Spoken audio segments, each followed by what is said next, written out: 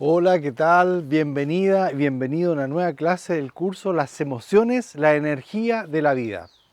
Partimos en la primera clase definiendo qué son las emociones, estas energías que se activan en nuestro cuerpo para reaccionar, pero para reaccionar bien adaptativamente. Después avanzamos en definir 4 emociones básicas, como son el miedo, la rabia, la tristeza y la alegría.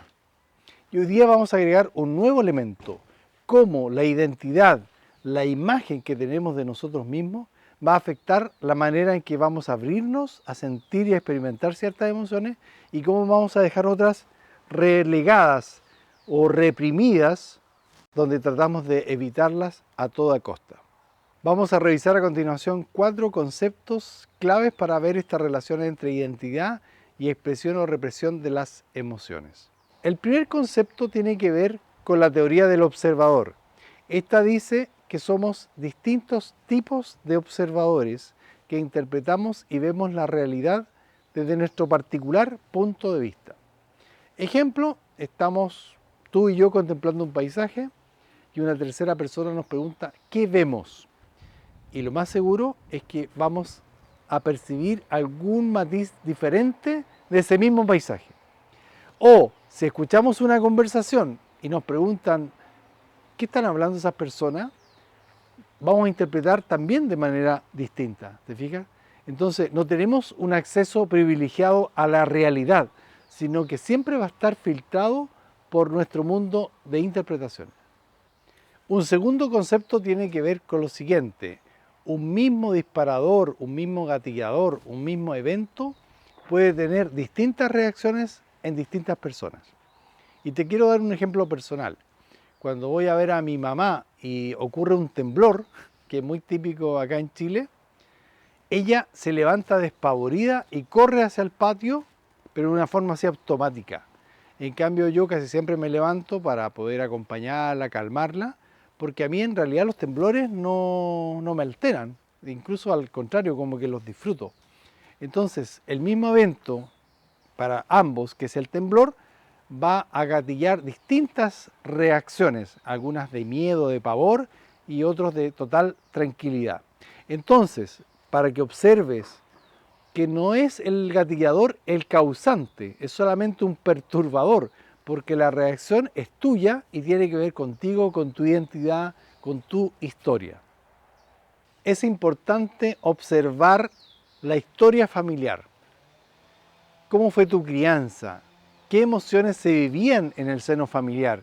¿Cuáles se permitían expresar y cuáles había que reprimir? Es muy distinto si el ambiente familiar era acogedor, si los padres eran contenedores de las emociones de los niños, si resolvían los problemas de manera adecuada, o en cambio si había un ambiente familiar hostil, de agresividad, de descalificación, donde por ejemplo no se podía expresar la rabia, o era castigado aquel que sentía miedo, etc. Avanzando un poquito más, vamos a decir ahora que de acuerdo a esa historia familiar, fue que aprendiste a sentir, a reprimir o a evitar ciertas emociones. Entonces va a suceder que hay personas que les cuesta sentir miedo, como dijimos en alguna oportunidad. O conozco personas que sienten miedo pero no sienten rabia, por ejemplo. No se permiten la rabia. Hay una cuarta idea que te la quiero compartir. Necesitamos aprender a vivir y a sentir toda la gama de emociones. Y eso tiene que ver también con ampliar el concepto que nosotros tenemos de nuestra identidad, de quién nosotros decimos que somos. Hay personas que no se permiten la pena porque encuentran que es la emoción de los débiles. En el fondo, a veces nuestra identidad nos congela, nuestra identidad nos hace vivir ciertas cosas, pero también nos evita otras. Y la vida se tiene que vivir en plenitud, vivir todas las emociones, darnos permiso para tener miedo, darnos permiso para tener pena, darnos permiso para tener rabia, ¿ah? Decir que no con fuerza, y también darnos permiso para tener alegría, disfrute, goce.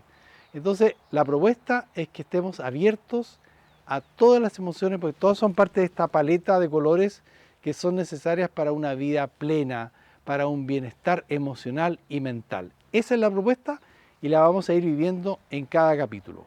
El que te quiero sugerir como ejercicio tiene que ver con darle una mirada reflexiva y retrospectiva a tu historia familiar, al tipo de crianza, al tipo de apoyo, a las emociones que más se vivían en ese núcleo familiar, porque te vas a dar cuenta que son esas emociones que se permitían, que son también tus emociones más permitidas, y cuáles son las emociones que no se vivían, y te vas a dar cuenta que también hoy día son las que más te cuesta experimentar. Entonces anota, reflexiona, y ese va a ser el ejercicio principal de esta clase. Para finalizar, vamos a decir entonces que nuestra identidad, nuestra historia, va a definir o determinar en gran parte la forma en que vamos a reaccionar y a sentir ciertas emociones. En la próxima clase vamos a describir algunas estrategias que usamos en general para aliviarnos de esas sensaciones incómodas, desagradables y perturbadoras que sentimos en el cuerpo con ciertas emociones. Me despido, te agradezco la atención, qué bueno que estés siendo parte de este viaje fascinante por el mundo de las emociones que son la energía de la vida. Nos vemos en la próxima clase.